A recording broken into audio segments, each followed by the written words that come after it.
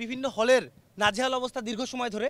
সেই নাজেহাল অবস্থার উন্নতিক্রমে ঢাকা বিশ্ববিদ্যালয়ের প্রশাসন, নতুন প্রশাসন জুলাইয়ের পরে দায়িত্ব নিয়েছিল। আমরা আশা ব্যক্ত করেছিলাম যে তারা উন্নতিতে কাজ করবেন, কিন্তু গত 1 বছর 2 মাসও ভিসি স্যার আহামরি কোনো পরিবর্তন আনতে পারেন নাই। এবং গতকালকে মহসিন হলের যে অবস্থা, ভূমিকম্পের পরিপ্রেক্ষিতে মহসিন হলের শিক্ষার্থীরা স্বাধীনতা টাওয়ারে উঠে পড়ে এবং তার পরিপ্রেক্ষিতে আজকে হঠাৎ করে বিশ্ববিদ্যালয় বন্ধ ঘোষণা করা হয়েছে। একটা ঝুঁকিপূর্ণ অবস্থা রয়েছে, বিশ্ববিদ্যালয় বন্ধ ঘোষণা করা হতে পারে, কিন্তু যে প্রক্রিয়ায় করা হয়েছে, যেভাবে করা হয়েছে এবং হল বন্ধের যে সিদ্ধান্ত নেওয়া হয়েছে সেটিকে আমরা শিক্ষার্থীরা প্রত্যাখ্যান করছি। তার পরিপ্রেক্ষিতে আমরা মনে করি যে হল বন্ধের মতো হঠকারী সিদ্ধান্ত 12 ঘন্টার মধ্যে নেওয়া, এটা খুবই হঠকারী একটা সিদ্ধান্ত হয়েছে। সেটিকে প্রত্যাখ্যান করে আমরা এখানে অবস্থান করছি। এই সময় তো আমার হলে থাকার কথা, শুয়ে থাকার কথা, এমন একটা টাইম আমি এখানে আছি কেন? কারণ আমি আমার হলে থাকতে পারতেছি না, ওই সিকিউরিটিটা নাই।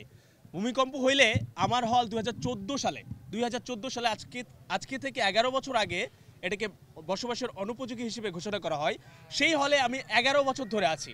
আমি ওই হলে এরকম টানা যে ভূমিকম্প হয়ে যাচ্ছে কীভাবে থাকতে পারি?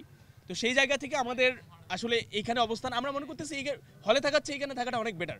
যাই হোক, আমাদের তিনটা দফা। প্রথম দফা হচ্ছে বাধ্যতামূলক যে হল বন্ধ ঘোষণা করা হয়েছে সেটা স্থগিত করে ঝুঁকিপূর্ণ ভবনগুলোর শিক্ষার্থীদের নিরাপদ আবাসনের ফিজিবল সলিউশন দেখাতে হবে। সানবিট সব দিবে সামাল। সানবিট ম্যাজিক প্রেস ডিশওয়াশিং এর মাথা ঘোরানো সলিউশন। যে ফিজিবল সলিউশন ছাড়া আমরা 15 দিন কি করব? এই 15 দিনে কি করবে প্রশাসন?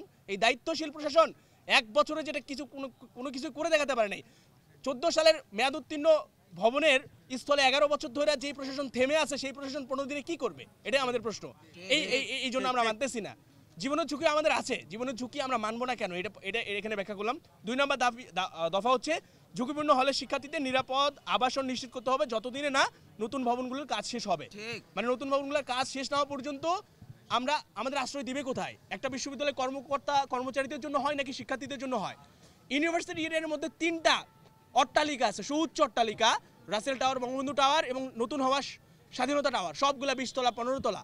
এখানে থাকেন কারা? কর্মচারীরা। আর আমার বোনেরা কোথায় থাকে? কুয়েত মৈত্রী হলে, নিউ মার্কেটের পাশে। আমরা চাই নতুন ভবনগুলোর কাজ না হওয়া পর্যন্ত এই যে কর্মচারীদের এগুলা আমরা জানি না, বুঝি না, আমাদের নিরাপদ মানে বিশ্ববিদ্যালয় তো দায়বদ্ধ আমাদের আবাসন নিশ্চিত করার জন্য। কর্মচারীদের দায়বদ্ধ, এটার জন্য দায়বদ্ধ। এটা কি লেখা আছে নাকি কোথাও? তাদের তো অ্যালাউন্স দেওয়া হয়, তারা বাইরে থাকুক। আমাদের আবাসন তো নিশ্চিত করে তাদের ফরজে আইন, এটা তো তাদের ফিল আপ করতে হবে। তারা তো এটা করতে পারতেছে না। তৃতীয় যে দফা সেটা হচ্ছে দ্বিচারিতা। দেখেন, আজকে ঘোষণা করা হয়েছে শুধুমাত্র শিক্ষার্থীদের হল করতে হবে, ভ্যাকেন্ট করতে হবে। কর্মচারী তাদের, শিক্ষকদের, তাদেরকে মৃত্যু ঝুঁকি নাই, তাদেরকে মৃত্যু ভয় নাই, তারা ক্যাম্পাসে থেকে যাবে। তাহলে কি মানে এটা তো প্রকাশ্য দ্বিচারিতা। যে হচ্ছে মহসিন হলের শিক্ষার্থীরা জেগে উঠেছে, তারা দেখাইছে যে না, সলিউশন হচ্ছে আমাদের আদায় করে নিতে হবে। ওই টাওয়ার ভবন 13 সালে বিজয় একাত্তর হল হওয়ার পর থেকে 3টা ভবন হয় কর্মচারীদের, অথচ হলের বিল্ডিং করতে পারে না তারা। হলের বিল্ডিং তারা করতে পারে না। আমাদের চোখের দেখায় স্বাধীনতা টাওয়ার হয়েছে, কিন্তু আমাদের হলের বিল্ডিং তারা করতে পারে না। শিক্ষার্থীদের আবাসন তারা নিশ্চিত করতে পারে না। আমাদের তৃতীয় যে দফাটা, উপরোক্ত 2 দফা মেনে নিয়ে বন্ধ ঘোষণা করলে কর্মচারী, শিক্ষকদের কোয়ার্টার সহ পুরো বিশ্ববিদ্যালয় বন্ধ ঘোষণা করতে হবে।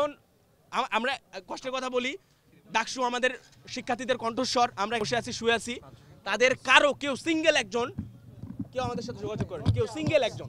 মানে আমাদের কণ্ঠ মানে ডাকসু কি আছে আসলে আদৌ? মানে আছে ডাকসু কি ভিজিবল? মানে ডাকসু কি হয়েছে? আমার তো মনে হচ্ছে না ডাকসু কি হয়েছে।